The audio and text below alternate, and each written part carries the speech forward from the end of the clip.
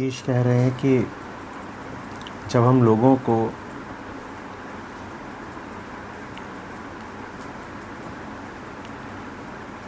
प्रेम विषय पर आपकी किताबें दे रहे होते हैं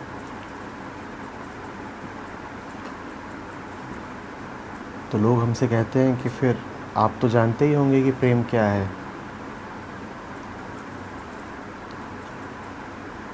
नीतीश कहते हैं कि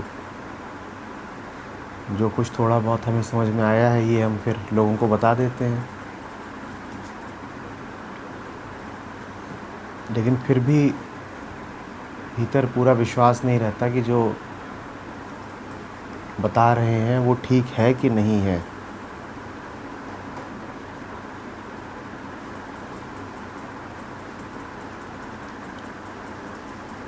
तो ऐसे में क्या करें?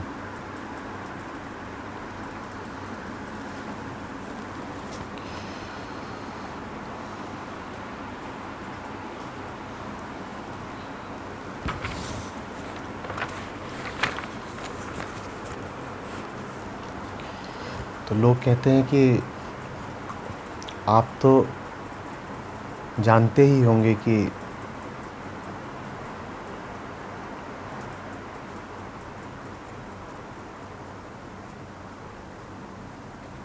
प्रेम क्या है।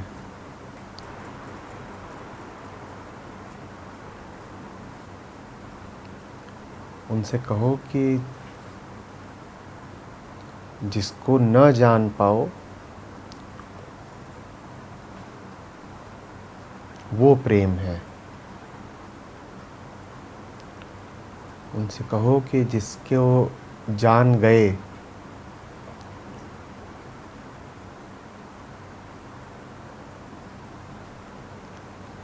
वो तो तुम्हारी कोशिश होगी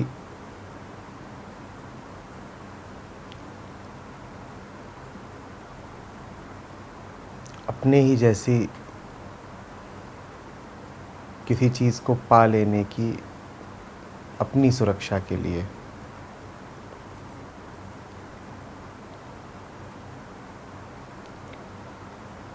और उनसे कहो कि प्रेम पर हम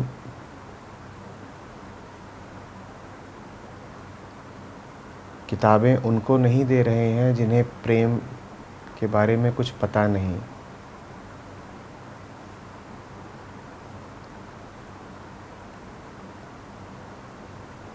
वो किताब ख़ास तौर पर उनके लिए है जो प्रेम के बारे में खूब और बहुत खूब जानते हैं। वो किताब इसलिए नहीं है कि लोग नासमझ हैं। वो किताब कही ही इसलिए गई है, लिखी ही इसलिए गई है क्योंकि लोग ज़रूरत से ज़्यादा समझदार हैं। इतना ज़्यादा पता है लोगों को प्रेम के बारे में कि फिर किताब बांटनी पड़ती है ताकि जो पता है उस पर से विश्वास थोड़ा कम हो।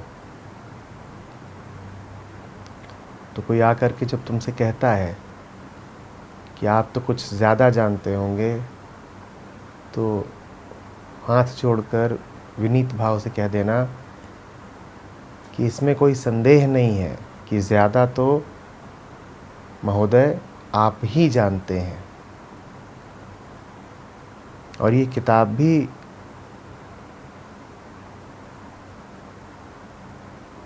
इसीलिए आपके लिए है क्योंकि आप ज़्यादा जानते हैं। जो कुछ न जानता हो उसे इस किताब की कोई ज़रूरत नहीं है।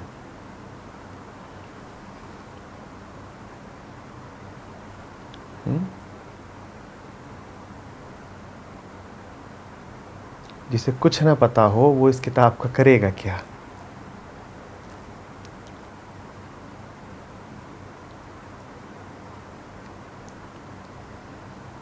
प्रेम को हमने जानकारी बना लिया है, प्रेम को हमने ज्ञान बना लिया है।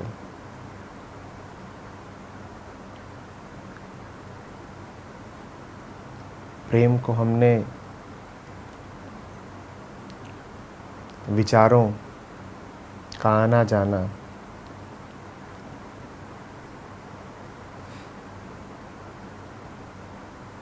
विचारधारा,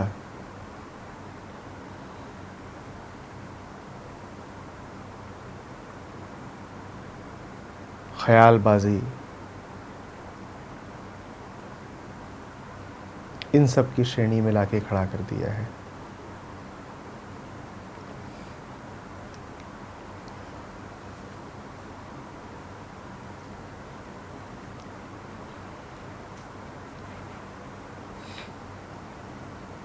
और जिसको फिर हम प्रेम कहते हैं,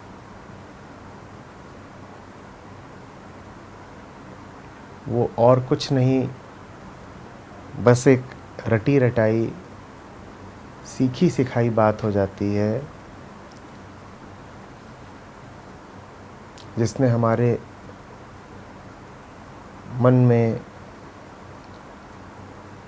तमाम तरीके के माध्यमों से प्रवेश कर लिया होता है।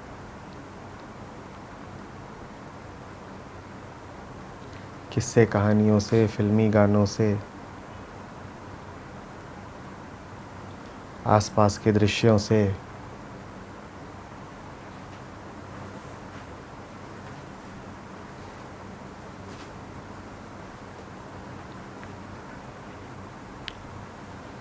परंपरा से,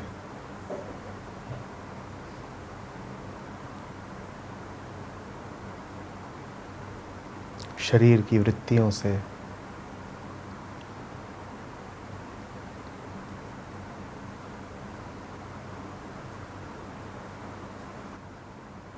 त्रासदी तब हो जाती है जब हम इन्हीं को प्रेम का नाम दे लेते हैं और इन्हीं के लिए तड़पने भी लगते हैं और इन्हीं को पा करके एक ओछी संतुष्टि का भी अनुभव करने लगते हैं।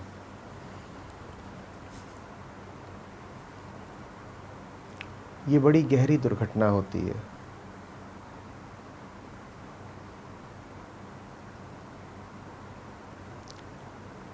अस्तित्व में सिर्फ मनुष्य ऐसा है जिसके साथ ये दुर्घटना संभव है।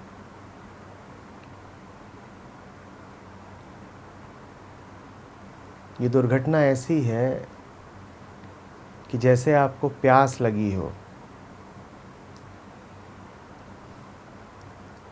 और ज़माने ने आपके मन में ये बात भर दी हो कि प्यास बुझती है मिट्टी का तेल पीने से।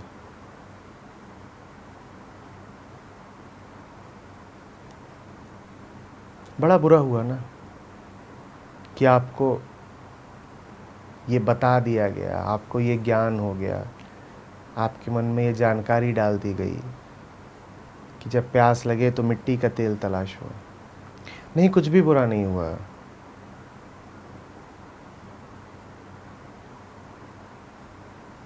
क्योंकि जो वास्तव में बुरा घटित होता है वो ये है कि मिट्टी का तेल पी करके आपको ये लगने भी लग जाता है कि आपकी प्यास बुझ गई।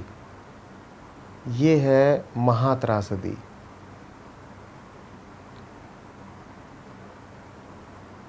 कोई आपको बता भर दे कि प्यास बुझेगी मिट्टी के तेल से, तो ये अभी सिर्फ ज्ञान है। लेकिन इंसान कुछ ऐसी विचित्र चीज़ है जो एक कृत्रिम शांति और कृत्रिम संतुष्टि का कृत्रिम अनुभव भी करना शुरू कर देता है। उसे वास्तव में ऐसा लगने लग जाता है कि ज्यों उसकी प्यास बुझ ही गई। ये है ज्ञान आधारित प्रेम।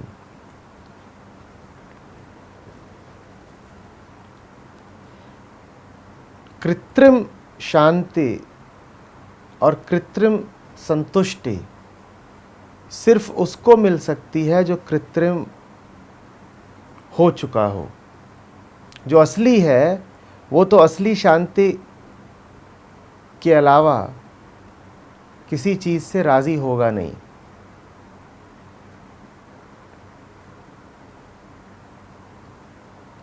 सिर्फ इंसान की ये बदकिस्मती है कि वो नकली हो सकता है।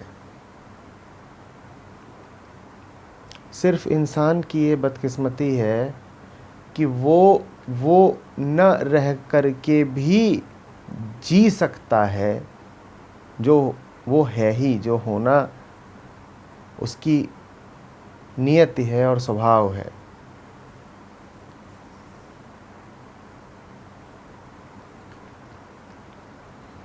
अगर इतना ही होता कि कोई दुश्मन आके आपके दरवाजे पर दस्तक दे रहा होता तो खतरा छोटा था। अगर इतना ही होता कि भूलवश आपने दरवाज़ा खोल दिया होता दुश्मन के लिए तो भी खतरा छोटा था।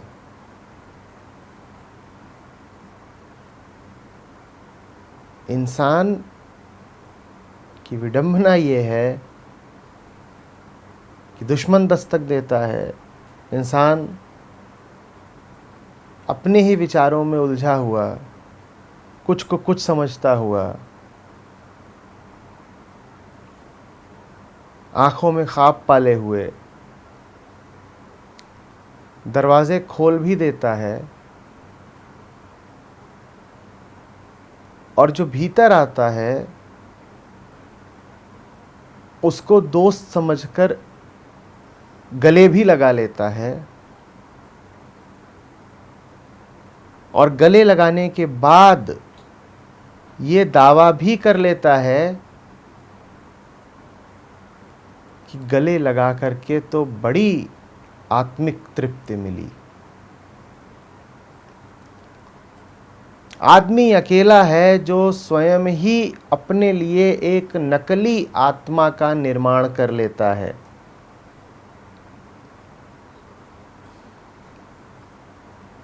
और ये जो नकली आत्मा है, इसे एक नकली आत्मिक तृप्ति मिले तो इसमें ताज्जुब क्या है।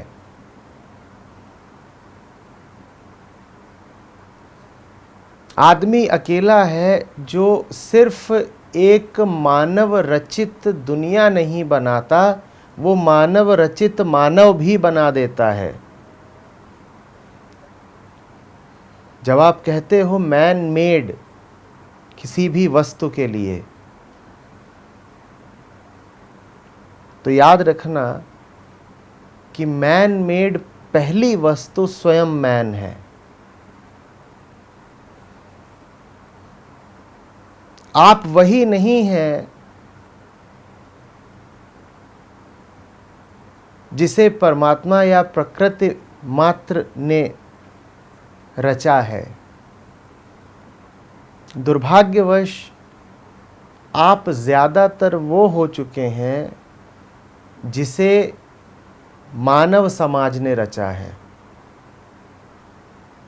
जिसे परमात्मा ने रचा था वो पीछे छूटा, जिसे प्रकृति ने गढ़ा था वो भी पीछे छूटा। आपको तो अगर ठोक बजा के देखा जाए, परत दर परत उघाड़ा जाए, तो यही पाया जाएगा कि हर परत इंसानी क्रिया की है। हर परत पर इंसान की ही मुहर लगी हुई है। अनगिनत परतों को उतारने के बाद हो सकता है कहीं प्रकृति की परत दिख जाए।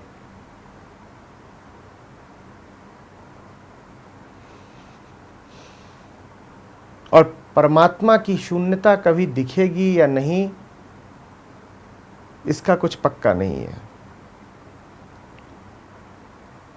जब हम परत दर परत मानवकृत ही हैं, तो फिर हमारा प्रेम भी मानवकृत है।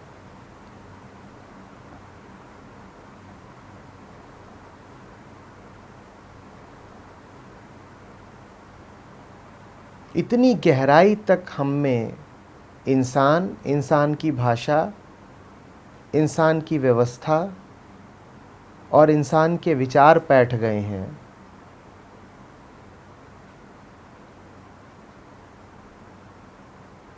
कि अगर हमें ये लगने लग जाए कि वही आत्मा है, तो क्या ताज्जुब है। आत्मा माने क्या? सत्य। सत्य माने क्या?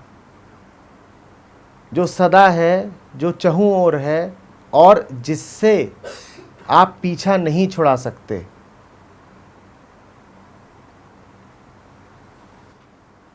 और आज का इंसान जब अपने चारों ओर देखता है तो उसको सिर्फ और सिर्फ इंसान और इंसान की गतिविधि और इंसान का निर्माण ही दिखाई देता है।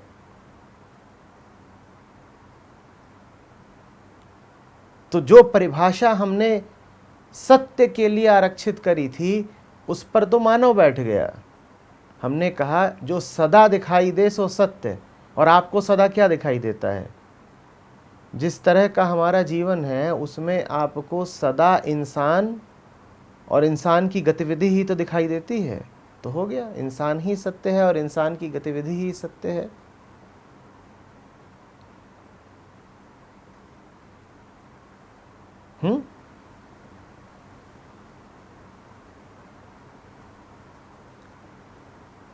जो अनंत हो सो सत्य।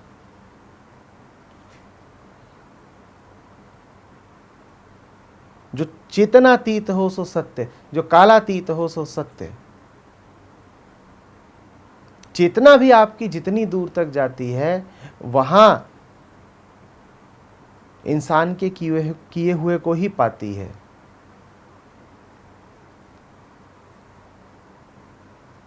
और कवियों ने और वैज्ञानिकों ने अपनी क्षमता में चेतना के पार की भी बातें कर डाली हैं। तो लीजिए, इंसान ने वहां भी हाथ डाल दिया जो क्षेत्र हम कहते थे कि सत्य का पूजनीय क्षेत्र है। बहुत दोष हम दे भी नहीं सकते अपनी सीमित समझ को, अपनी सीमित चेतना को।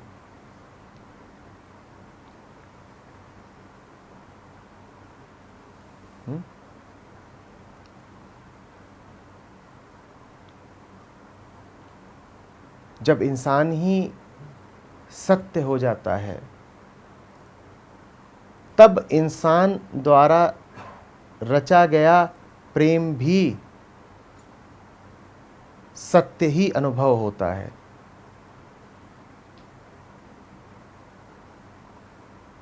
फिर इंसान को वही चाहिए, फिर आप उसी के लिए तड़पते हैं।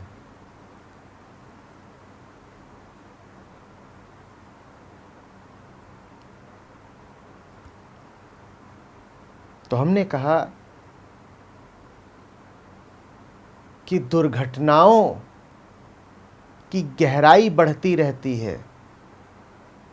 दुर्घटनाओं में निहित त्रासदी गहराती रहती है। दुश्मन ने दस्तक दी, छोटी दुर्घटना। आपने धोखे में दरवाज़ा खोल दिया, ये भी छोटी दुर्घटना। दुश्मन भीतर आ गया, ये भी छोटी दुर्घटना। इनके स्तर बढ़ रहे हैं, पर अभी ये सब छोटे ही हैं। आपने दुश्मन को गले भी लगा लिया, ये भी अभी छोटी ही दुर्घटना है।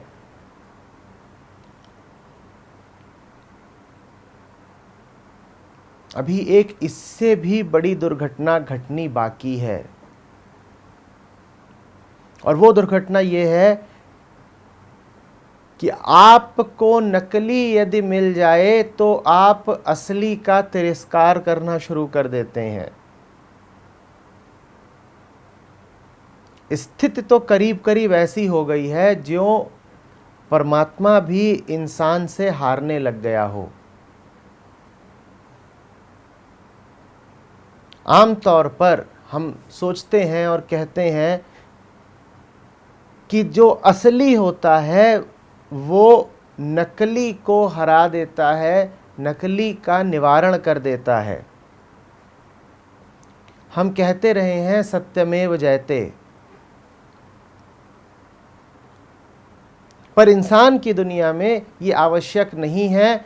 जब आपने नकली को गले लगा रखा हो और जब आप नकली को असली मान बैठे हों और जब आपने नकली में निवेश कर दिया हो, अपनी ऊर्जा और समय लगा दिया हो, उसके बाद यदि असली आपको मिलता भी है तो आप असली को ठुकरा देते हैं। आप नकली के इतने अभ्यस्त हो जाते हैं कि असली आपको जहर जैसा लगता है। आप जानते हैं कि जो कुछ आपके पास है असली उसके खिलाफ है, असली उसे छीन ले जाएगा।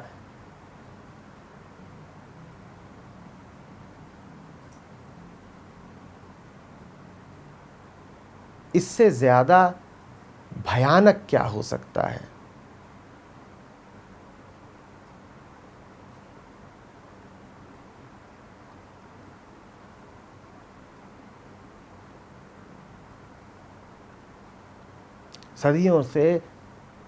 सदियों से इंसान ने भगवान से प्रार्थना करी है कि तुम आना और हमें बचाना।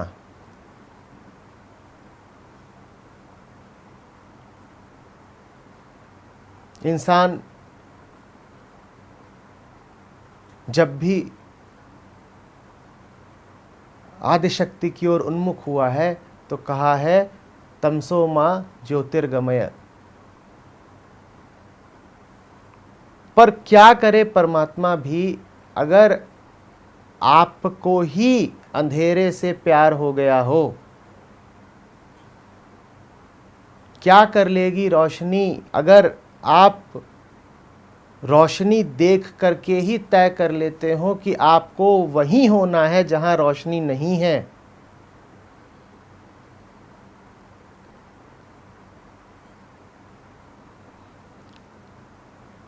जीसस अपने भोलेपन में कह गए, knock and the door shall be opened.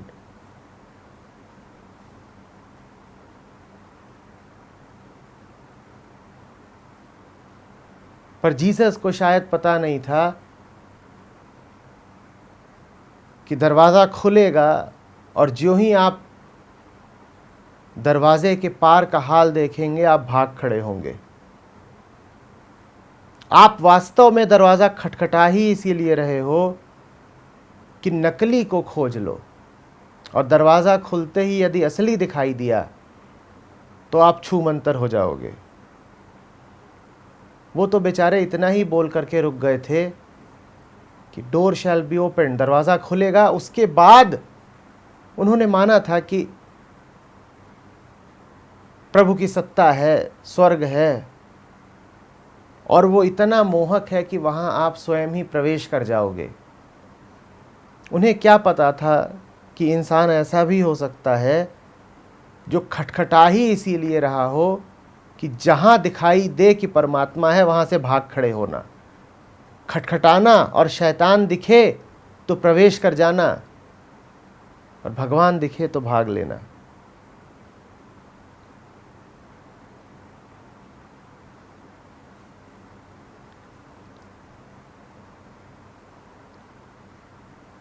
हम ज्ञान आधारित प्रेम के, हम विचार आधारित प्रेम के, हम पढ़े पढ़ाए और सीखे सिखाए प्रेम के ऐसे अभ्यस्त हो जाते हैं कि उसकी खातिर असली प्रेम को ठुकराने लग जाते हैं।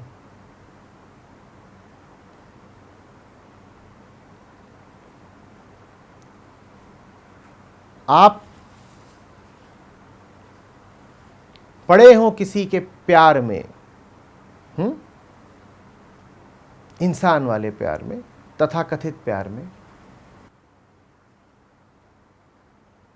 आप जानेंगे कैसे कि आपको प्यार है, और आप जानेंगे कैसे कि आपके प्रेमी को आपसे प्यार है? वो जानने के लिए आप सिर्फ जानकारी का सहारा लेंगे, वो जानने के लिए आप सिर्फ लक्षणों का सहारा लेंगे। और जिन लक्षणों को आप प्रेम का नाम देते हैं, हर लक्षण इंद्रियगत होता है, हर लक्षण दृश्यगत होता है, हर लक्षण मानसिक होता है, हर लक्षण विचार की पैदाइश होता है। और वो लक्षण यदि आपको न मिले तो आप कह दोगे प्रेम ही नहीं है। आपको प्रेम नहीं चाहिए, आपको प्रेम का ख्याल चाहिए, आपको प्रेम के चिन्ह चाहिए, आपको प्रेम के लक्षण चाहिए। स्थिति ऐसी विकराल है कि प्रेम अपने तथाकथित लक्षणों के अतिरिक्त हमारे लिए अब कुछ बचा ही नहीं है।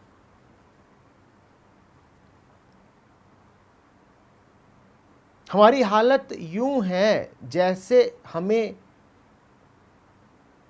कोई गहन मानसिक बीमारी हो गई हो, जैसे किसी रोग ने हमारे मस्तिष्क को बिल्कुल चाट खाया हो, कुछ इस कदर कि हमारी भूख भोजन का चित्र देख करके ही मिट जाती हो। आपको प्रेम नहीं चाहिए, आपको प्रेम का चित्र चाहिए। और प्रेम का चित्र मिलता नहीं है कि आप नाचना शुरू कर देते हो कि प्रेम मिल गया।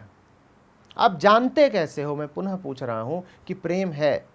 लक्षणों के द्वारा ही तो। और आपको कैसे पता कि जिन लक्षणों को आप इतना महत्व दे रहे हो वो प्रेम के ही हैं? वो पता करने की आप जरूरत नहीं समझते, क्योंकि पता तो तब किया जाता है ना जब जरा संदेह हो, जब इंसान और इंसान की सत्ता ही सत्य बन जाती है, तब फिर इंसान के विचार पर संदेह कैसा? आप कहते हो कि कोई यदि प्रेम करेगा आपसे तो मीठा बोलेगा, ये लक्षण की बात है। आप कहते हो कोई प्रेम करेगा यदि आपसे तो आपके लिए प्राण दे देगा। आप कहते हो कोई प्रेम करेगा यदि आपसे तो आप में उसे भगवान दिखेगा। आप कहते हो कोई प्रेम करेगा यदि आपसे तो सदा आपकी ओर आकर्षित रहेगा।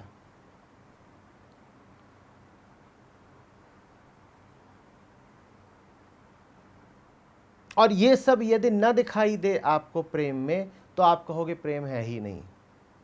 और ये सब यदि आपको दिखाई दे जाए तो फिर असलियत चाहे जो कुछ हो आप उसको नाम प्रेम का ही दे दोगे। हम प्रेम नहीं जानते, हम प्रेम से संबंधित एक काल्पनिक माहौल को प्रेम का नाम दे देते हैं। और वो जो कल्पना है वो एक साझी कल्पना है, वो एक सामाजिक कल्पना है। जानते हैं इस बात का अर्थ क्या है? इसका अर्थ ये है कि प्रेम की जो कल्पना आपको दी गई है वही आपके पड़ोसी को दी गई है। जैसे आपको समझाया गया है कि ये सारे लक्षण प्रेम कहलाते हैं, वैसे ही आपके पड़ोसी को भी समझा दिया गया है कि ये सारे लक्षण प्रेम कहलाते हैं।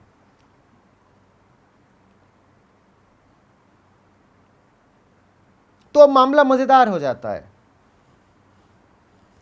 आप भी जानते हैं कि यदि आपके पड़ोसी को आपको जताना है कि प्रेम है तो क्या करना है, और आपका पड़ोसी भी जानता है फिर कि यदि आप उसको इस तरह के इशारे समझा दें तो प्रेम है। अब दोनों ही जानते हैं।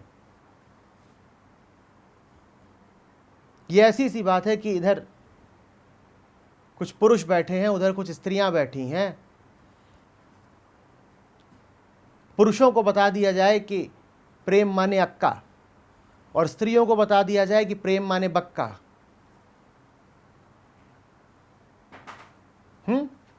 और पुरुषों को यह भी पता है कि स्त्रियों के लिए प्रेम माने बक्का, और स्त्रियों को यह भी बता दिया जाए कि पुरुषों के लिए प्रेम माने अक्का।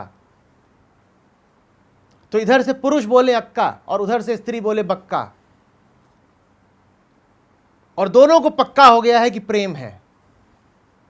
दोनों कह रहे हैं हमने मन पढ़ लिया सामने वाले का, हम तो जानते ही हैं कि अक्का माने क्या और बक्का माने क्या, और आपकी अक्का बक्का में सिर्फ परमात्मा है, हक्का बक्का। वो कह रहा है ये कौन सी नई भाषा।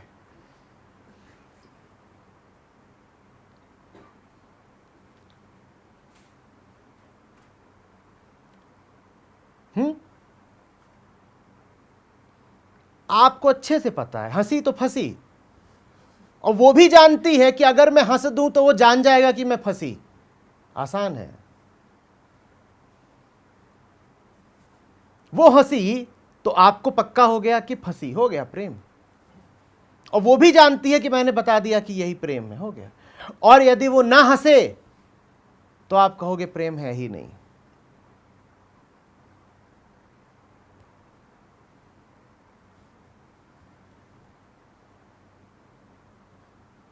फिल्मों ने आपको समझाया कि यदि विदाई के क्षण में थोड़ी दूर जाकर के वो पलट के देखे तो इसका अर्थ है कि प्रेम है। तो अब अपरिहार्य हो जाता है कि थोड़ा आगे जाओ और पलट के देखो, और यदि वो पलट के ना देखे तो दिल टूट जाएगा आपका, क्योंकि साबित हो गया कि प्रेम नहीं है। आप प्रेम नहीं, प्रेम के लक्षण तलाशते हो। आप भोजन नहीं, भोजन का चित्र तलाशते हो, और भोजन का चित्र भर ही तलाशते होते तो भी गनीमत थी। जैसा हमने शुरू में कहा, आपको प्यास लगती है तो आप मिट्टी का तेल तलाशने लग जाते हो, और इससे कितना कष्ट फैला है आप उसकी कल्पना नहीं कर सकते।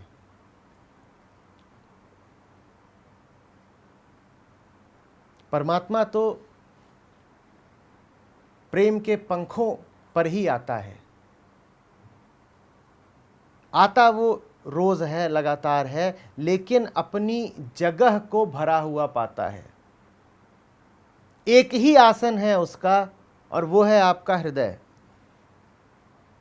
और जब भी वो आता है तो पाता है कि आपने उसकी जगह किसी पाखंडी को, किसी नकली को, किसी ठग को दे दी है। ये नतीजा हुआ है लक्षण आधारित, विचार आधारित प्रेम का। और जान लीजिए कि क्या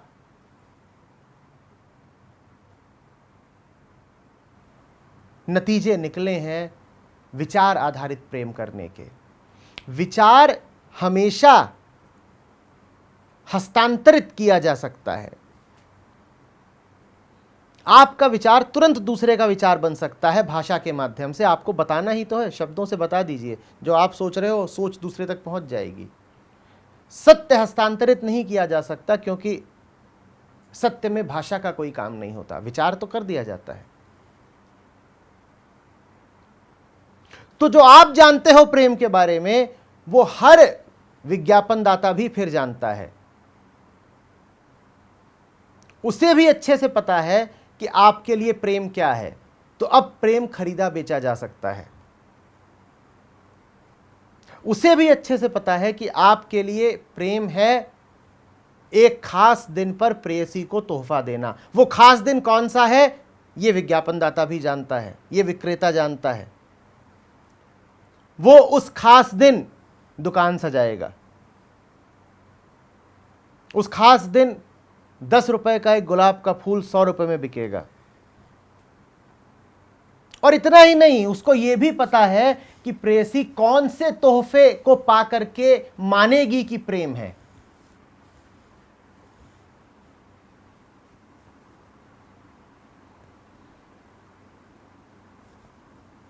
प्रेयसी भी जो मान रही है, ऐसा नहीं कि ये कोई उसकी आत्मा से मानना उठ रहा है, उसने भी फिल्मों में ही देखा है कि अगर 14 फरवरी को चॉकलेट मिले तो जब जानना कि प्रेम है। आप 14 फरवरी को प्रेयसी को चॉकलेट की जगह चेखोव दे के देखिए, टॉय की जगह टॉल्स्टॉय दे के देखिए, और फिर आपकी प्रेयसी मान ले कि प्रेम है।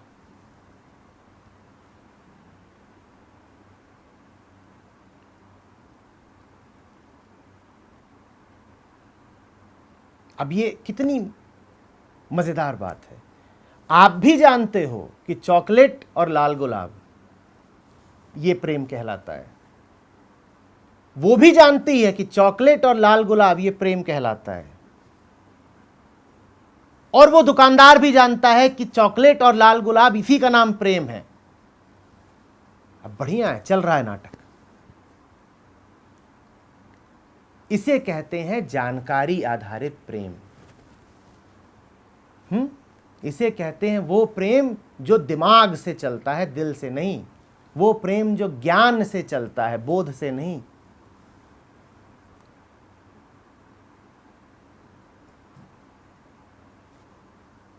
प्रेम के नाम पर एक एक भाव जो हम दर्शाते हैं वो नकली है, वो पढ़ा हुआ है, वो नाटक है।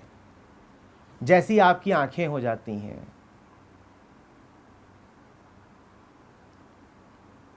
जिन शब्दों में आप बात करने लगते हैं, आपको क्या लगता है प्रेम आपका नकलीपन हटा रहा है और आपकी आत्मा को प्रकट कर रहा है? नहीं, बिल्कुल भी नहीं। आप एक सीखी सिखाई पढ़ी पढ़ाई कहानी को दोहरा रहे हैं। आप जितने संवाद बोल रहे हैं वो सब पहले बोले जा चुके हैं, और आप बोल ही इसीलिए रहे हैं क्योंकि पहले कई दफे बोले जा चुके हैं। आप प्रेम का अर्थ समझते ही यही है कि मुझे भी उसी कहानी को दोहराना है जो कहानी पहले अनगिनत बार कही जा चुकी है।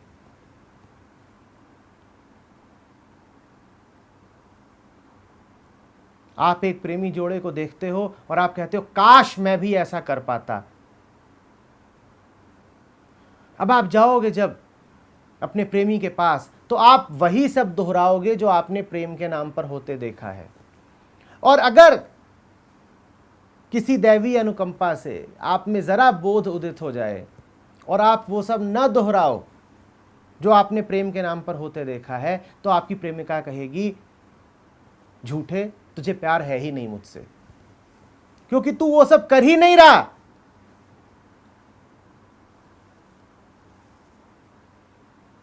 जो ताजा रिलीज हुई मूवी में वो चिकना हीरो करता है, तू वो सब कर ही नहीं रहा जो हमारी कहानियों ने, किस्सों ने। कहानी किस्से यही नहीं होते कि घटिया उपन्यासों से आपने उठा के पढ़ लिए।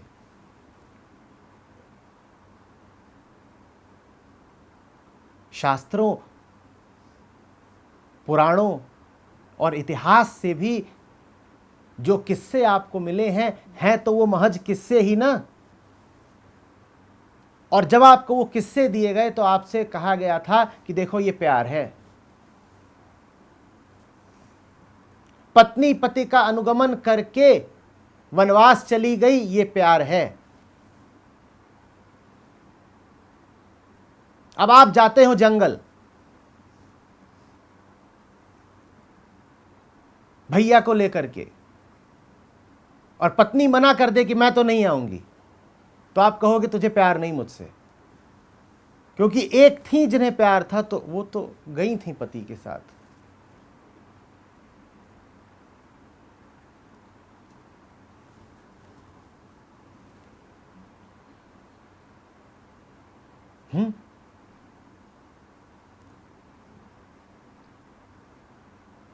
और पत्नी करे आग्रह कि वो स्वर्ण मृग जाता है और जाओ और मारो उसको तीर और लेकर के आओ, और आप कहें नहीं, निरीह पशु है। और हम जहां तक जानते हैं कोई पशु स्वर्ण का हो नहीं सकता। तो देवी, हम तो नहीं जाएंगे उसके पीछे तीर कमान लेकर के। तो पत्नी कहेगी, प्यार नहीं है तुम्हें मुझसे।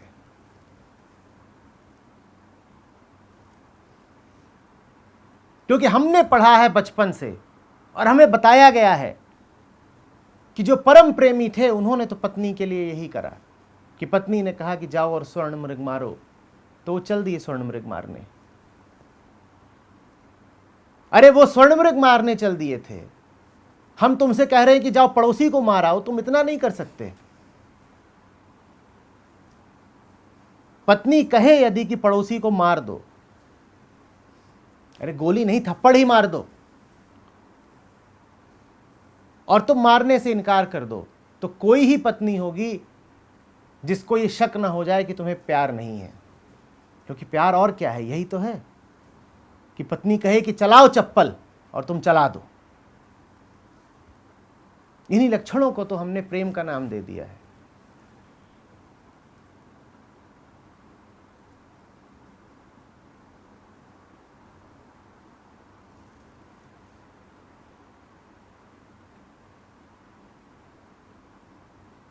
सारी बात समझ में। इसीलिए हमारा जीवन इतना रूखा सूखा है और प्रेम से इतना खाली है। हम फूल गए हैं, हमारे दिमाग फटने को तैयार हैं। दिमाग में विचार और पेट में मिट्टी का तेल भरा हुआ है। प्यास बुझ नहीं रही है, और प्यास बुझ नहीं रही है तो हम ये नहीं देख रहे कि जो हम खा रहे हैं और पी रहे हैं उसमें कुछ गलत हो सकता है। निष्कर्ष हमारा ये निकलता है कि हमें अभी और चाहिए क्या, मिट्टी का तेल। हम ये नहीं कह रहे कि इतना तो पी लिया, आज तक इससे प्यास बुझी नहीं। हम कह रहे हैं अभी जरा कम पिया है इसलिए प्यास बुझी नहीं। ऐसी उल्टी हमारी बुद्धि है।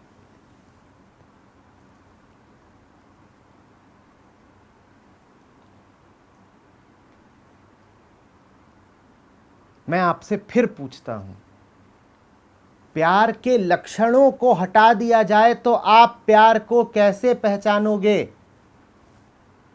और अगर लक्षणों के बिना आप प्यार पहचान नहीं सकते तो कितना दरिद्र है आपका जीवन। और यदि सिर्फ लक्षणों के साथ आप प्रेम को पहचानते हो तो क्या कोई भी आपको आकर के धोखा ना दे जाएगा? पूरी दुनिया जानती है कि आप प्रेम का अर्थ समझते हो कि कोई आए और आपकी जरा तारीफ कर जाए। क्या चांद सा मुखड़ा है, क्या नागिन से बाल हैं, क्या झील सी आंखें हैं, क्या गुलाब से होंठ हैं।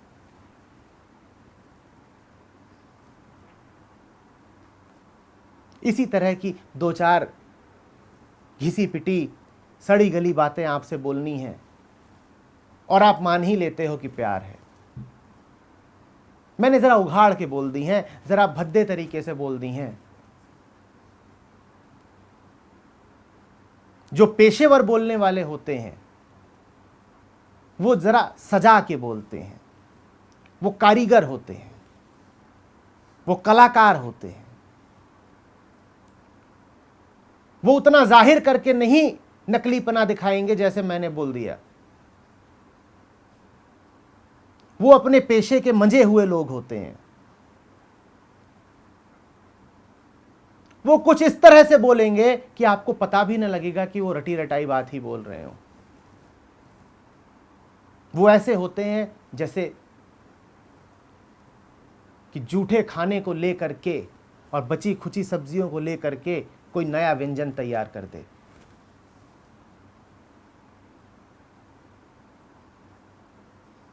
और उन बासी दाल सब्जियों को देख करके, उस जूठन को देख करके आपको एहसास भी ना हो कि ये जूठन ही तो है अतीत की। आपको लगे जो मेरे सामने आया है वो सर्वथा नया है और मेरे ही लिए है, और उसमें वो सब कुछ है जिसे प्रेम का स्वाद और प्रेम का पोषण कहा जाता है।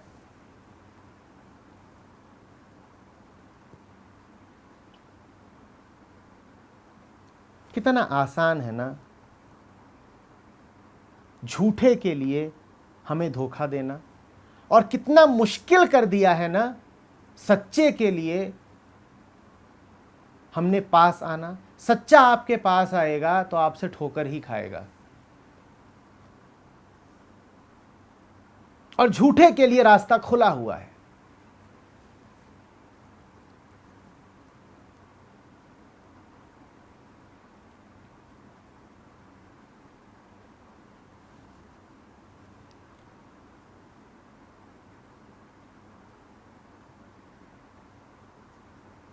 पटाने की कला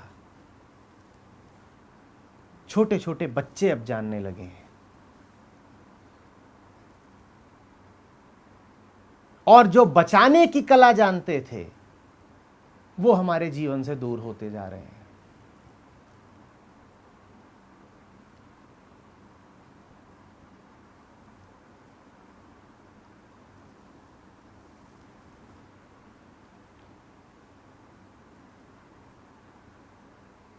तो नीतीश, इसलिए है वो किताब।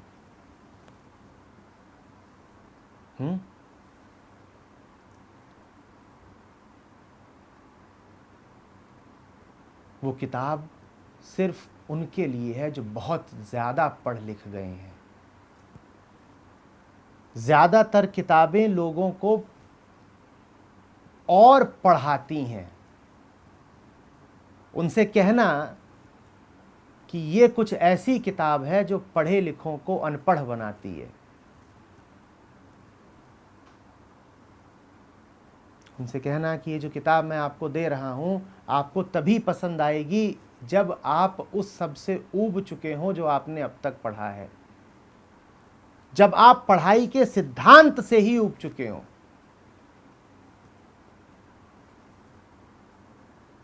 जो और जानना चाहते हो उनके लिए नहीं है ये किताब। ये किताब उनके लिए है जो भूलना चाहते हो,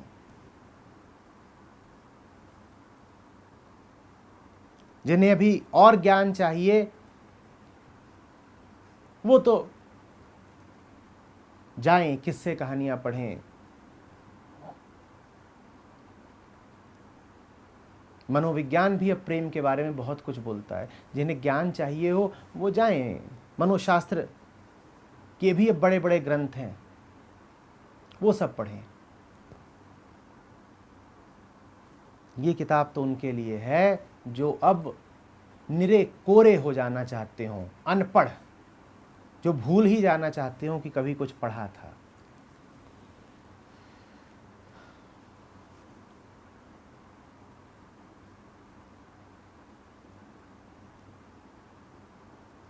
आ रही बात समझ?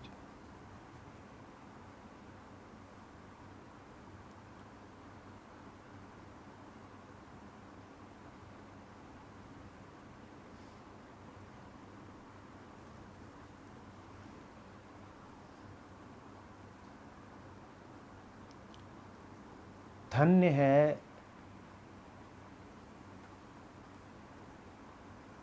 वो प्रेमी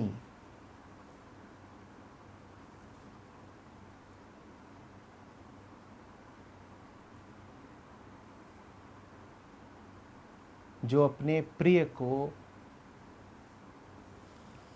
वो नहीं देता जो प्रिय की आकांक्षा है, बल्कि वो देता है जो प्रिय की वास्तविक ज़रूरत है। और उससे भी ज़्यादा धन्य है वो जिसे जब वो मिले जो उसे वास्तव में चाहिए तो उसे ठुकरा न दे। ये दोनों ही अब पाए नहीं जाते, ये दोनों ही अब विलुप्त से हो गए हैं।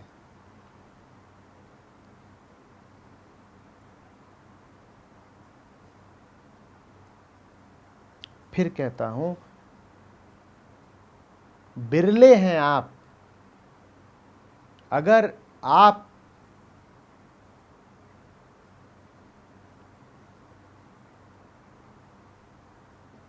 अपने प्रेमी को वो नहीं दे रहे जो उसे लगता है कि उसे चाहिए, बल्कि वो दे रहे हैं जो उसे वास्तव में चाहिए। बिरले हैं आप अगर आप अपने प्रेमी का मन रख नहीं रहे, बल्कि मन भंग कर रहे हैं। क्योंकि आम तौर पर तो प्रेम का मतलब हम ये समझते हैं कि दिल मत तोड़ देना। प्यार करते हो ना तो बात रख लेना, भले ही वो बात कितनी भी बेवकूफ़ी की क्यों ना हो, पर प्यार के नाम पर सामने वाले की बेवकूफ़ियों का भी सम्मान करना, इसी को तो हम असली का नाम देते हैं ना।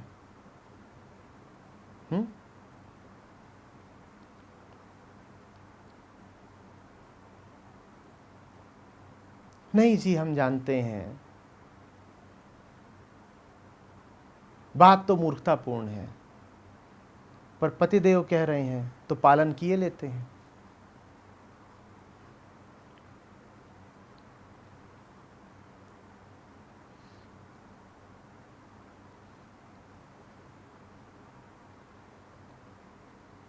और आपसे भी ज्यादा विरल, आपसे भी ज्यादा धन्य वो है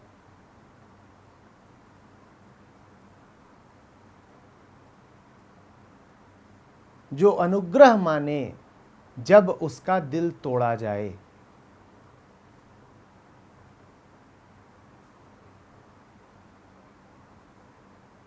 मुझे नहीं मालूम आप इतने किस्मत वाले हैं या नहीं कि ऐसा कोई आपको मिलेगा या मिला हुआ है,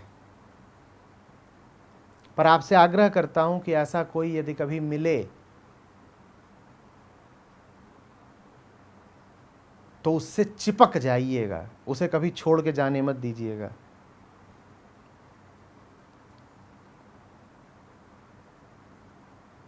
जिसे आप दिल कहते हो वो वास्तव में सिर्फ आपका कष्टप्रद अहंकार है।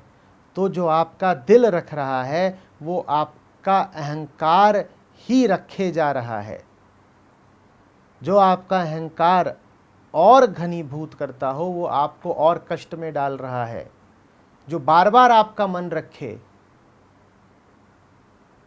वो बार बार आपके लिए कष्ट ही रख रहा है। जो वास्तव में प्रेम करता होगा आपसे वो कष्ट कैसे देगा आपको? वो तो ये कहेगा कि भले ही तुम्हें तात्कालिक कष्ट होता हो, परंतु मैं वो सारी वजहें हटाऊंगा जो तुम्हारे लिए गहरे कष्ट का कारण बनती हैं। ये दोनों ही अब दिखाई नहीं दे रहे।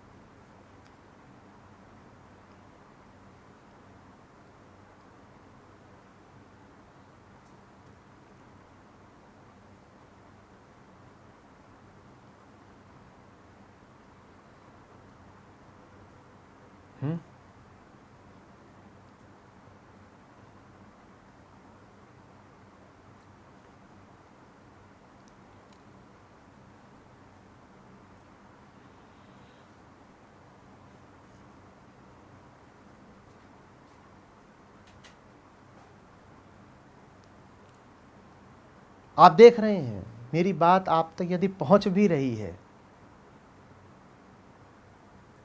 तो आपको गंभीर कर दे रही है। ये गंभीरता शुभ है बेशक,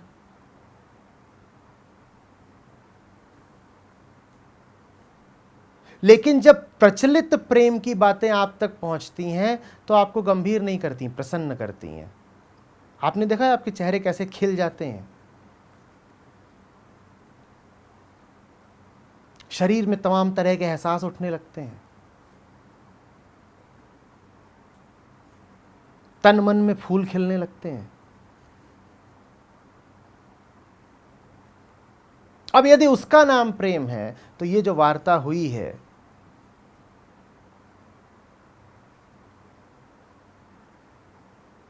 ये तो ऐसी है कि जैसे कोई मीठा सपना लेता हो और तुम उस पर बाल्टी भर पानी डाल दो।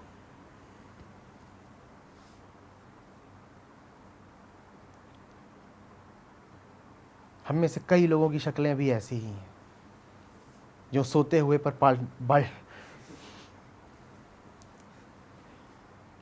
उठ तो गए हैं और आंखें मिचमिचा के देख रहे हैं ये क्या दिखाया जा रहा है और मेरा सुंदर सपना तोड़ा क्यों जा रहा है।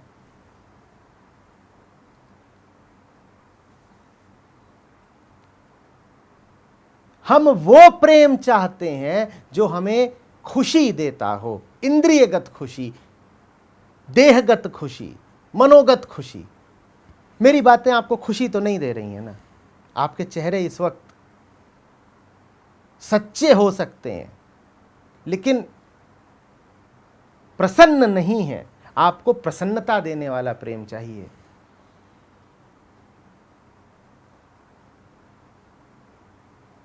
और जहां प्रसन्नता का अर्थ जोड़ लिया जाता है प्रेम से, वहां गंभीरता का अर्थ जुड़ेगा ही जुड़ेगा उदासी से। तो कोई आपको देख करके अभी कह सकता है अरे बड़े उदास लग रहे हो, आओ तुम्हें प्रेम दें, और पीछे वाले कमरे में ले आके जैसे ही थोड़ा आपको प्रेम देगा,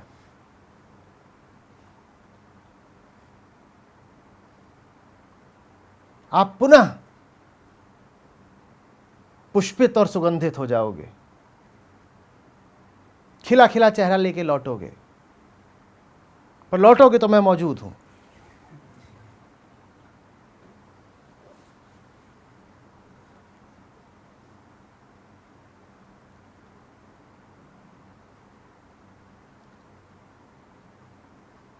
फिर आपको ध्यान दिला रहा हूं, इस वक्त आप खुश नहीं हो।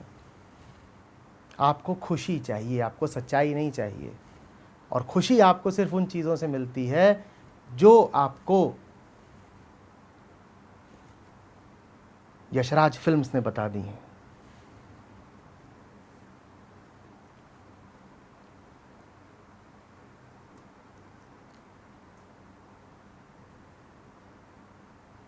आपको क्या लगता है आपने और कहां से सीखा है प्रेम?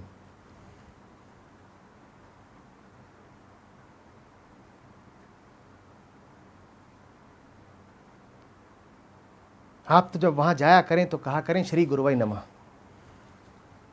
वही है गुरु, वही है ज्ञानदाता, वहीं से तो सब सीखे हुए हो। आप कहोगे वहां से सीखा है, और कहां से सीखा है? ध्यान तो दो कि कहां से पाई तुमने परिपाटी और परिभाषा।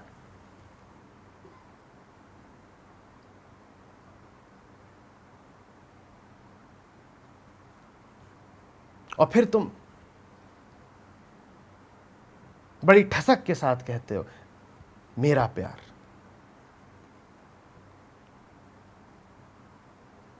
एक नारियल का तेल आता था शालीमार, तो उसमें भी था मेरा प्यार, बोलता था शालीमार।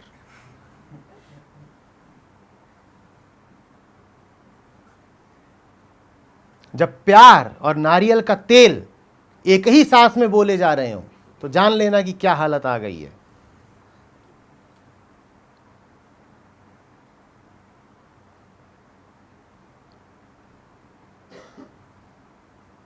नारियल का तेल भी प्यार से बिक रहा है। और यह स्थिति बिल्कुल आ सकती है कि नारियल के तेल को ऐसा गौरवान्वित कर दिया जाए, उसे प्रेम का ऐसा प्रतीक बना दिया जाए कि किसी सुंदरी पर बस नारियल के तेल के कुछ छींटे मारे नहीं कि वो दिल दे बैठे।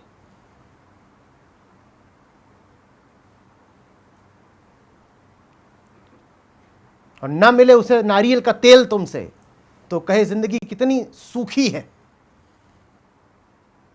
नारियल ब्लैक हो रहे हैं।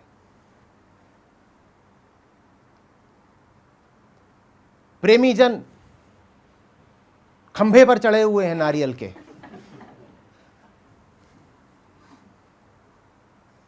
और जो बेचारे थोड़े होश में हैं उनकी पत्नियां उन्हें ताने मार रही हैं,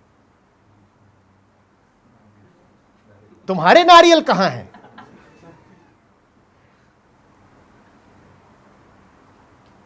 तुम ये मूंगफली और बेर के स्तर से कभी आगे बढ़ोगे? पड़ोसी के नारियल देखें,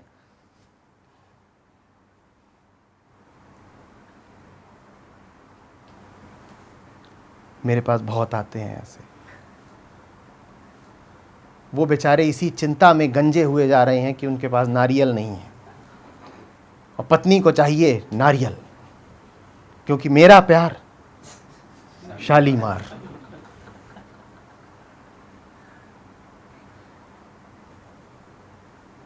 जब प्यार और शालीमार एक बात हो तो बड़ी दिक्कत हो जानी है।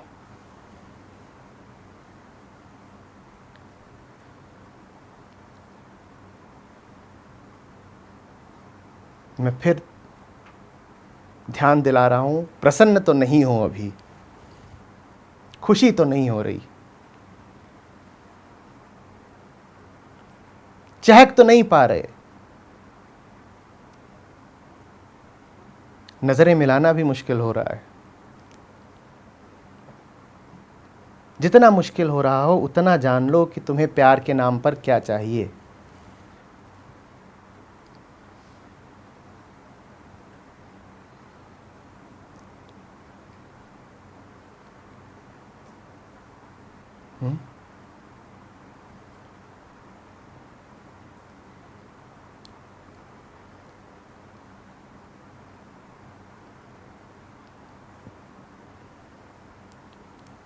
याज्ञवल्क्य ऋषि थे, वन की ओर प्रस्थान करने लगे।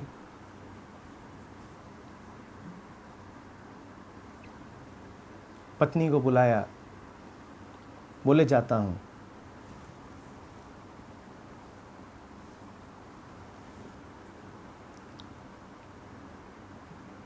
पत्नी बोली ठीक है जाइए। जाने से पहले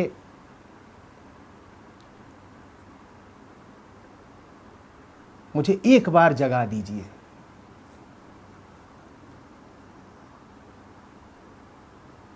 बस इतना ही बोली वो। याज्ञवल्क्य ने पूछा, जो कुछ मेरे पास है, थोड़ा बहुत धन धान्य, आश्रम, गायें, ये सब चाहिए क्या? बोली कुछ नहीं। आप जाते हो तो ठीक है, मुझे जगा दीजिए जाने से पहले। और फिर दोनों के मध्य जो संवाद हुआ उसे आप एक प्रमुख उपनिषद के नाम से जानते हैं, वो और कुछ नहीं है।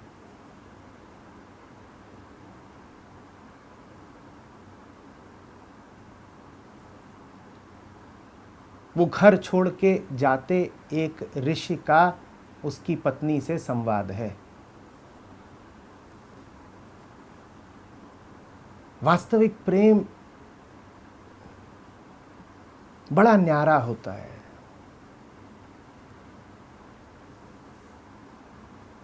पर वो आपको प्रसन्न नहीं करेगा, वो आपको खौफजदा कर देगा। आप कहोगे कैसा तो ये ऋषि है जो जंगल भागा जाता है।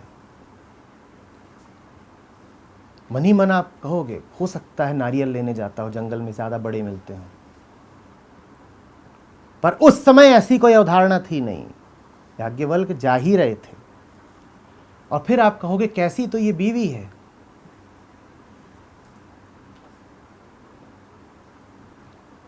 जो प्यार से, मनुहार से, इठला के, रो के, दुहाइयां दे दे के उन्हें रोके नहीं ले रही है।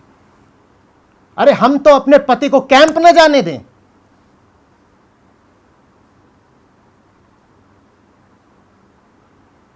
ये जंगल जाने दे रही है, हम 4 दिन के लिए नहीं जाने देते। कैसी ये पत्नी है, और महामूर्खा है।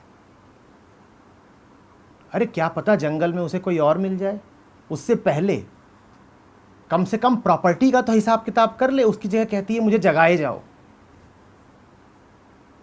उपनिषद का ज्ञान ले रही है। अरे ज्ञान का भी कोई मोल होता है, उपनिषद भी कोई बात होती है। और ये उपनिषद आज तुझे बता गया है, कल किसी और को बता देगा। तूने इससे शपथ लिखवाई कि ये उपनिषद अब किसी और को नहीं बोला जाएगा।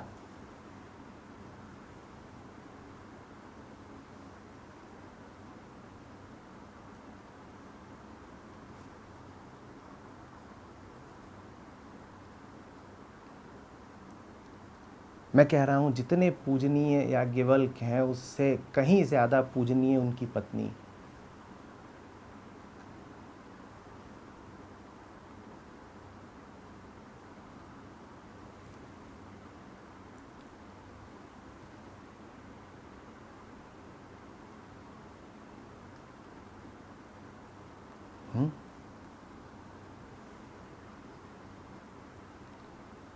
सत्यवान सावित्री की कथा सुनते हो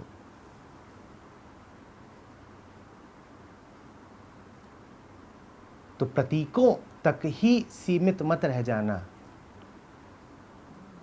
वो अपने प्रिय को मृत्यु से छुड़ा कर लाई थी। मृत्यु से छुड़ा कर लाने का अर्थ समझते हो क्या है? ये नहीं है कि भैंसे पर बैठ के कोई यमराज आया था और उससे प्राण चुरा करके ले आई पति के, या भिक्षा मांग लाई या वरदान मांग लाई। उसका अर्थ है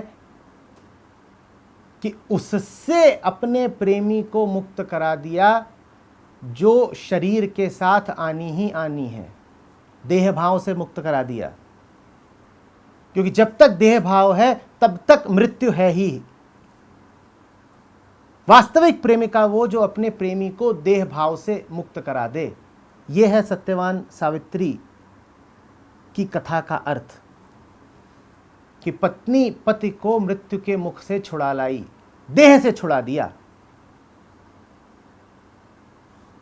उसी को शास्त्रों में कहा गया है विदेह मुक्त, कि अब तुझे मौत ना आएगी। जिसको मौत आती थी उससे तुझे मुक्त कर दिया। यह होता है वास्तविक प्रेमी का धर्म। यह होती है वास्तविक प्रेमिका, वास्तविक सावित्री। और यदि आप ऐसे हैं जो अपने प्रेमी में देह भाव और सघन करते हैं, तो आप कौन हैं, प्रेमी या दुश्मन?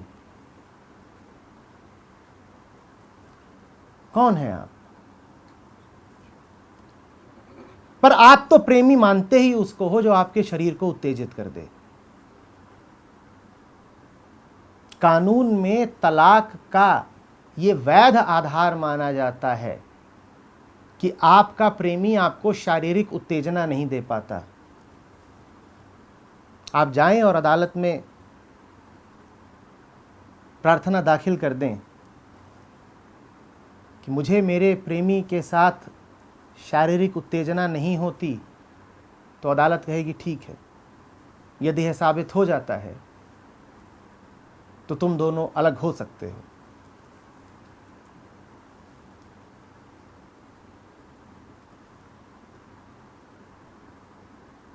ऐसा है हमारा प्रेम।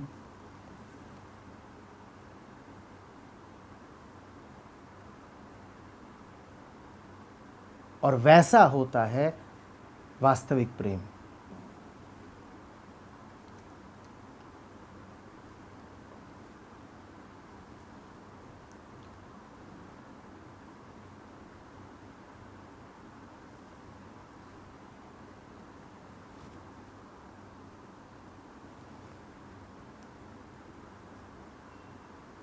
हमारा प्रेम एक संकुचन है। वास्तविक प्रेम एक फैलाव है। हमारा प्रेम कब्जा करना चाहता है, मालकियत चाहता है। वास्तविक प्रेम एक ऐसी आज़ादी है जो और आज़ादी देना चाहती है।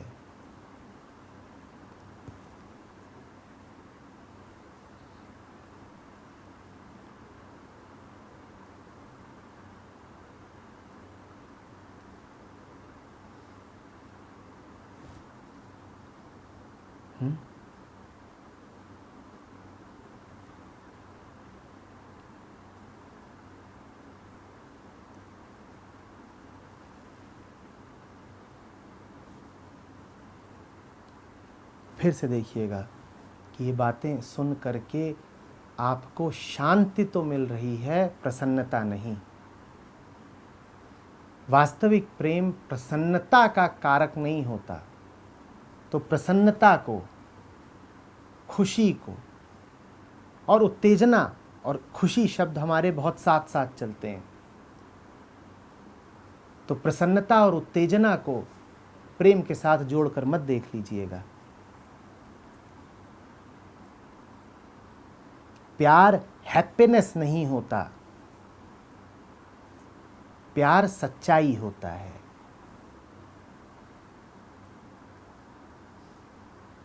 प्यार एक गहरा आनंद होता है जिसको आप प्रसन्नता, हैप्पीनेस कहते हैं। वो बड़ी उथली बात है,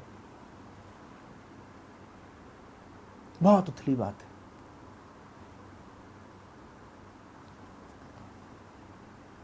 प्रसन्नता तो आपको नमक लगी मूंगफली खा के भी आ सकती है।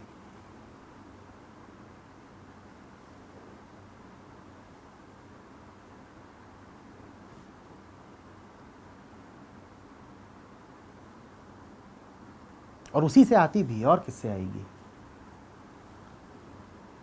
प्रसन्नता का अर्थ ही है वो सब कुछ जो इंद्रियगत है, सेंसुअल है, शारीरिक है। और जब इंद्रियों की बात हो रही है तो उसमें मन भी शामिल। इसीलिए जब आपको अपने प्रेमी से प्रसन्नता हासिल करनी होती है तो आप प्रेमी को भी इंद्रियगत बना देते हैं। इंद्रियगत मतलब शरीर। फिर जैसे आप मूंगफली का सेवन करके प्रसन्नता हासिल करते हैं, वैसे ही आप अपने प्रेमी का भी सेवन करते हैं।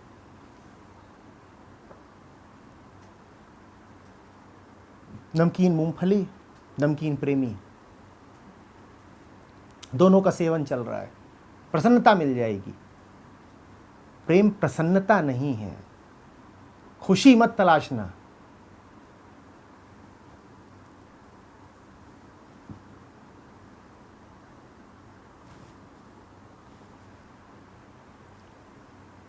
प्रेम एक ऐसी गहराई है जिसमें जैसे जैसे डूबते जाते हो वैसे वैसे वो सब कुछ छूटता जाता है जो तुम नहीं हो।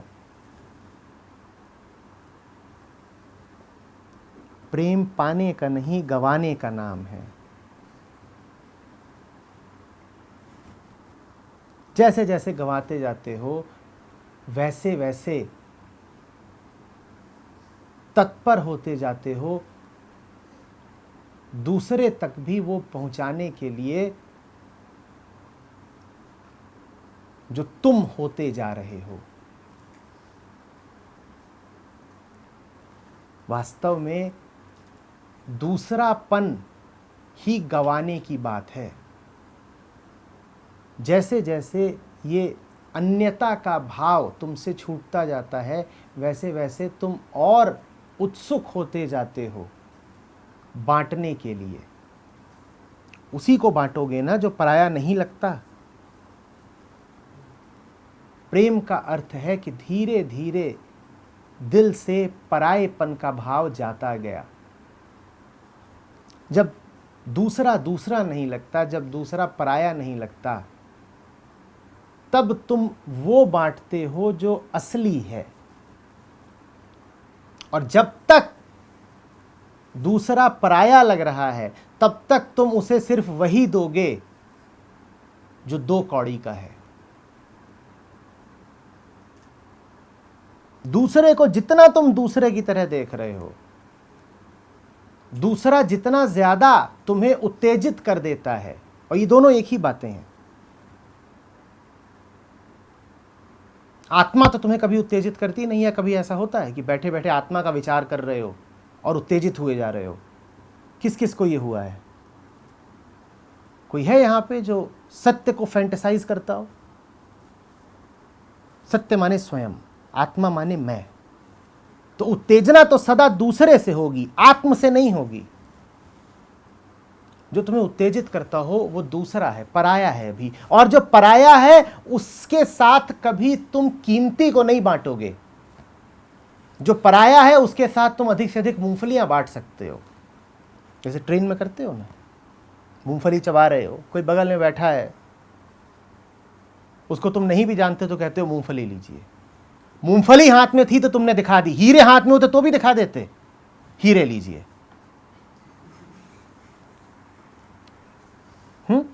तो जो जितना पराया है उसके साथ तुम उतनी घटिया चीज बांटोगे। जो तुम्हें उत्तेजित करता है उसके साथ तुम वही बांटते हो जो तुम्हारे पास निकृष्टतम कीमत का है। जो तुम्हारे पास निम्नतम मूल्य का है, तुम वो उसके साथ बांट दोगे जो तुम्हें पराया लगता है, जो तुम्हें उत्तेजित करता है। इसीलिए जो तुम्हें उत्तेजित करता है उसके साथ तुम अपना मलमूत्र बांट देते हो। ले चाट मुझे। अब तुम्हें चाट करके उसे अमृत तो मिल नहीं रहा है, थूक, पसीना इत्यादि ये बांट दिया तुमने।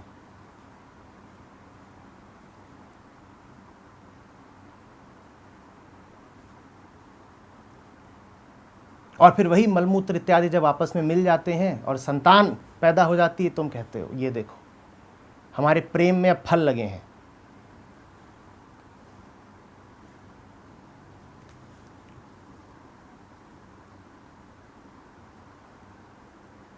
वास्तविक प्रेम में मलमूत्र नहीं बांटे जाते और चाटे जाते।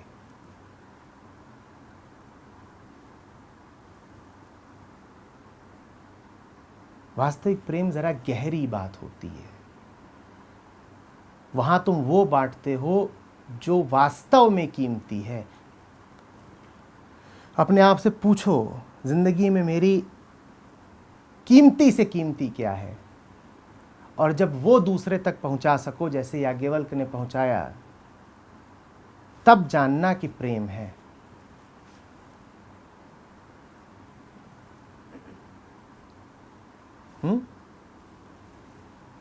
मैं संतानोत्पत्ति का विरोधी नहीं हूं, कृपया मुझे गलत न समझें। आज एक प्रश्न आया भी है कि आप लोग क्या विवाह इत्यादि के विरोधी हैं? मैं उसको लूंगा बाद में। मुझे कोई विरोध नहीं है, लेकिन मैं कह रहा हूं कि उसी को प्यार मत मान लेना।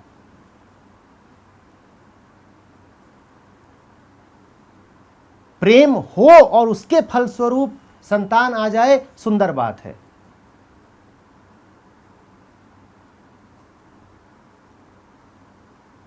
लेकिन शारीरिक मिलन को ही तुम प्रेम का नाम दे दो तो बिल्कुल बेहुदा बात है।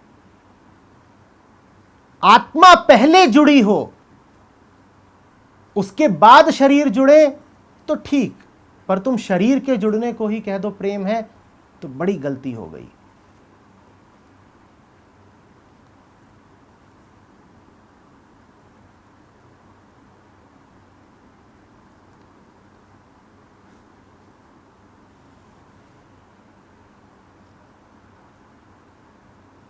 प्रेम सिर्फ उनके लिए है जो पहले उस अज्ञेयता के सामने नमित होना जानते हैं, जिसे आत्मा कह दिया जाता है। जिसके लिए आत्मा नहीं है उसके लिए प्रेम नहीं हो सकता। जो सिर्फ हाड़ मांस और विचार है उसके लिए प्रेम नहीं हो सकता।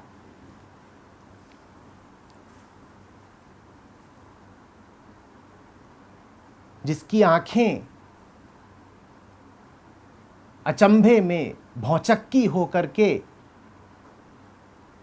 खुली न रह जाती हों, जिसका सिर अनायास ही गुरुता के सामने झुक न जाता हो, उसके जीवन में प्रेम नहीं हो सकता। और जिसके जीवन में प्रेम नहीं है वो जिया ही नहीं।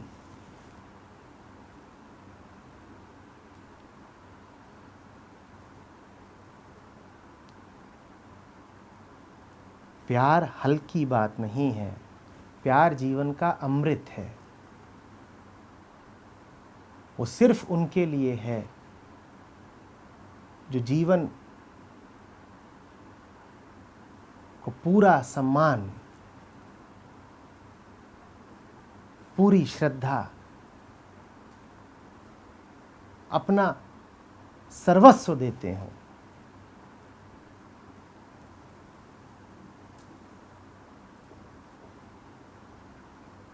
कीमत अदा करनी होती है प्यार की, उथली छिछली चीज नहीं है। फिर कहता हूं, नारियल और मूंगफली नहीं है।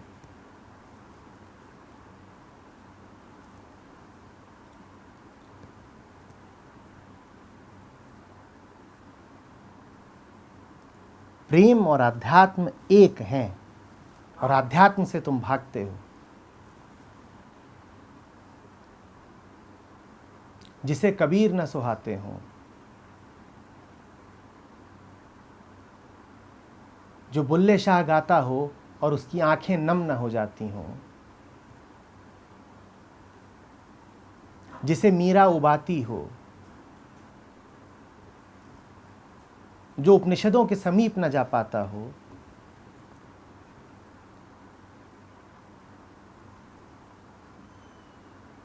जो उगते हुए सूरज को या गिरते हुए प्रपात को देख करके अचंभित न रह जाता हो, वो प्रेम क्या जानेगा।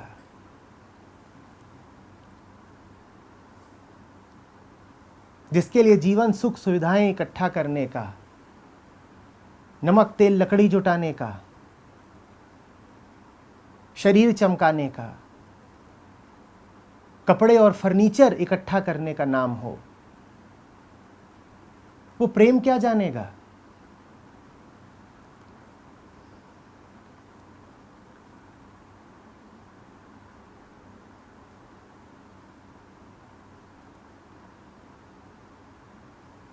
कीमत अदा करनी पड़ती है। गहराई चाहिए, जिसमें गहराई नहीं उसके पास प्रेम नहीं। और तुम उथलेपन के ही आशिक हो। जो जितना उथला हो, जिसमें जितनी लहरें उठती हों,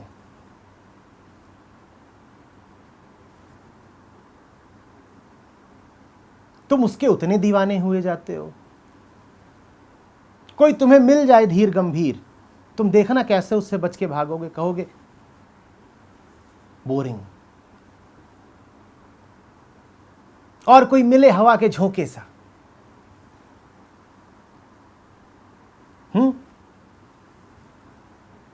लहराता मचलाता इठलाता, तुम कहोगे आहा ये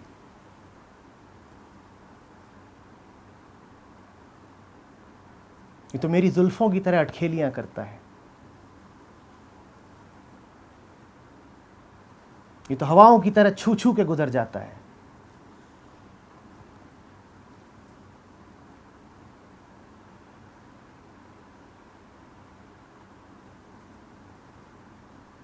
ये तो मेरे वस्त्रों की तरह मुझको सहलाता है। तुम्हें चपलता चाहिए, तुम्हें मनोरंजन चाहिए,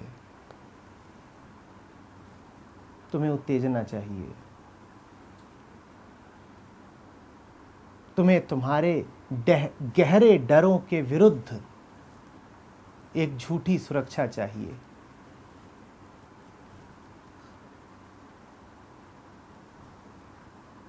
तुम्हें जिंदगी की नग्न सच्चाई से छुपने का बहाना चाहिए। प्यार के नाम पर नशा चाहिए, जो जिंदगी की हकीकत से तुम्हें कुछ देर के लिए बेहोशी दे दे।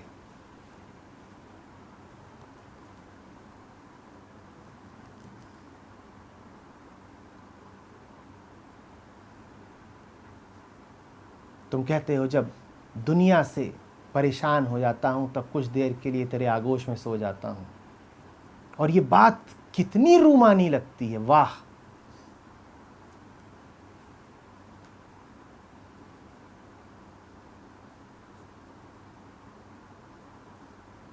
तुम्हें प्रेम नहीं पलायन चाहिए।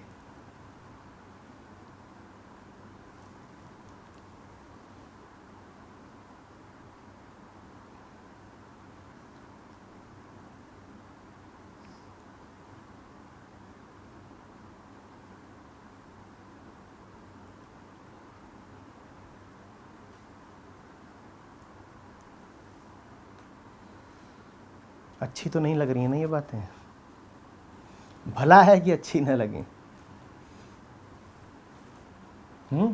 प्यारी तो नहीं लग रही ना बातें, ये भला है प्यारी न लगे। क्योंकि मेरा प्यार शालीमार। अच्छा है कि अभी ये बातें शालीमार नहीं बनी हैं।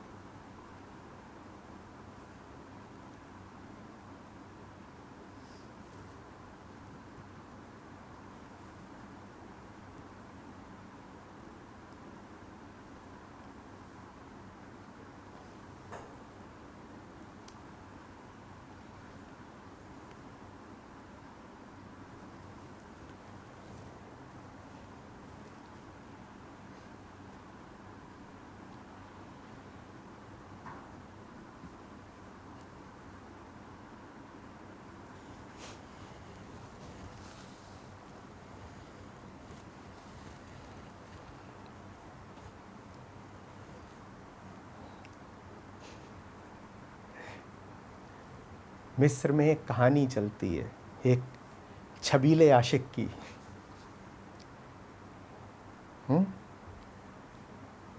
कच्ची उम्र का छबीला आशिक।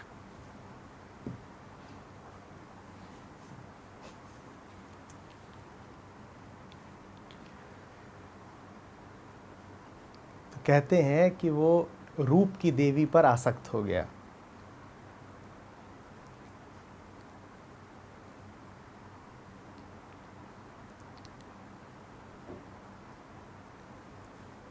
पीछा करने लगा, उसका पीछा करने लगा।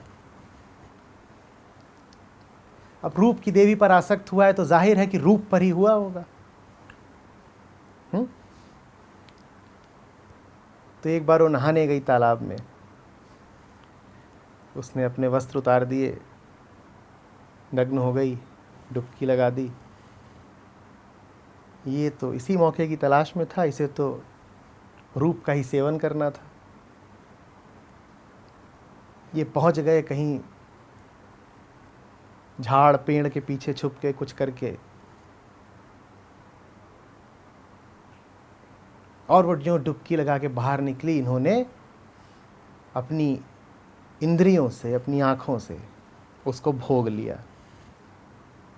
और कहानी कहती है कि तब से ये ऐसे घोर अंधे हुए हैं कि घूमे जा रहे हैं, घूमे जा रहे हैं, और इनकी आँखों का कोई इलाज नहीं है।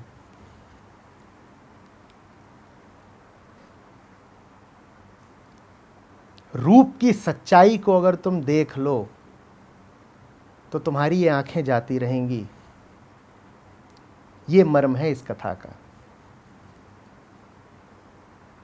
कहानी आगे बढ़ती है। कहानी कहती है उसके बाद चूंकि वो प्रेम का रिश्ता रूप से ही रखते थे, और रूप माने आंखें, क्योंकि आंखें ही रूप बताती हैं, और आंखें चली गई, रूप को नग्न देख लिया, अर्थात रूप की सच्चाई देख ली, तो आंखें चली गई। आंखों का झूठ प्रकट हो गया। आंखें चली गई माने आंखों का झूठ सामने आ गया। आंखें गईं, और ये तो सिर्फ रूप के ही माध्यम से जानते थे प्रेम को। तो एक दूसरी देवी भी होती है, वो कुरूपता की देवी है। इन दोनों देवियों के बारे में एक अन्य कहानी भी है जो कहती है कि कुरूपता की देवी अक्सर रूप की देवी के कपड़े चुरा के पहन लेती है। तो दिखने में वो बिल्कुल रूप की देवी जैसी दिखती है, जब तक पास न जाओ और गौर से न देखो। तो अब आंखें नहीं है, तो जो कुरूपता की देवी है ये तब से उसके पीछे पीछे लगे हुए हैं, आशिक हैं, दीवाने हैं, और वो इनको नचा रही है और नचा रही है और नचा रही है।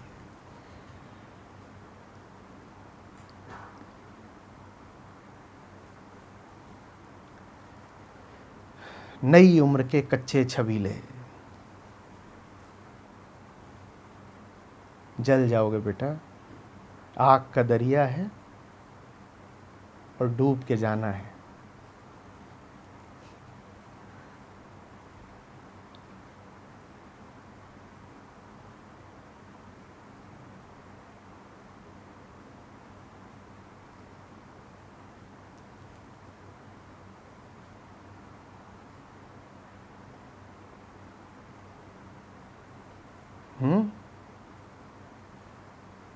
वहाँ गुलाबों की लाली से नहीं, खून की लाली से काम होता है।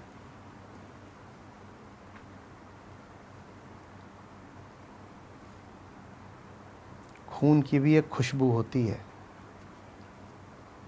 वो किसी भी इत्र की खुशबू से ज़्यादा मदहोश करती है।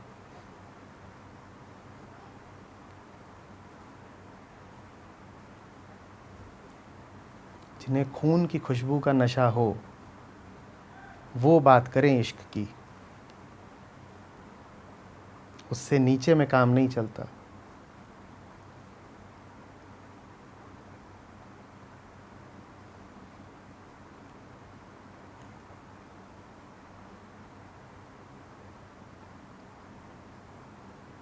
कोई साफ हो नहीं पाता अपने ही रुधिर में स्नान किए बिना।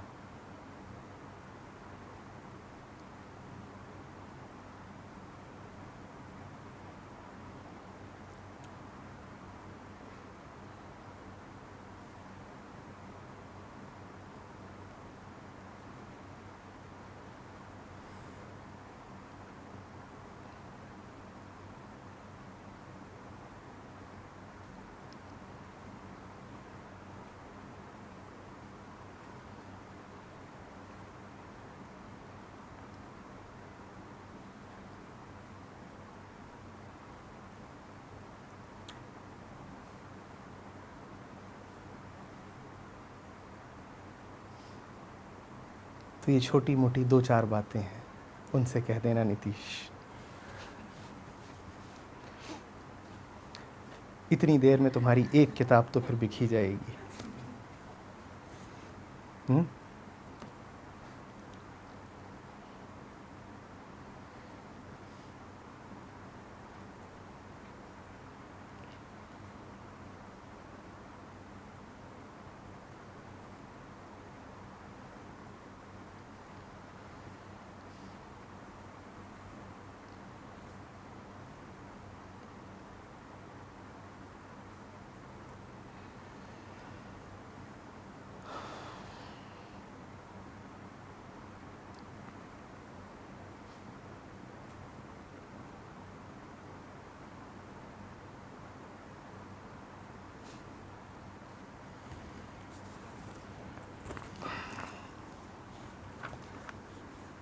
खुश तो नहीं होगे तुम।